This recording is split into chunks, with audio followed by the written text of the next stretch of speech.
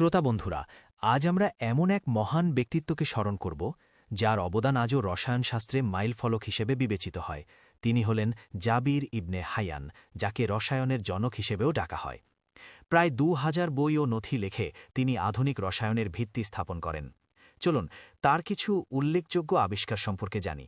তিনি প্রথম sulphuric acid, nitric acid এবং হাইড্রোক্লোরিক অ্যাসিড আবিষ্কার করেন।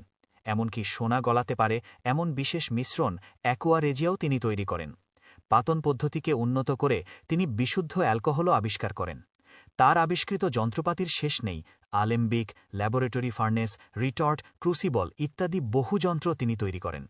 রসায়নের মৌলিক প্রক্রিয়াগুলোও তিনি বর্ণনা করেন, যেমন পাতন, স্ফটিকীকরণ, ঊর্ধ্বপাতন, বাষ্পীভবন, দহন ও পরিস্রাবণ। ধাতুবিদ্যা, চামড়া রংকরণ, বারুদ তৈরি, পারফিউম তৈরি ইত্যাদি ক্ষেত্রেও তার অবদান অনস্বীকার্য।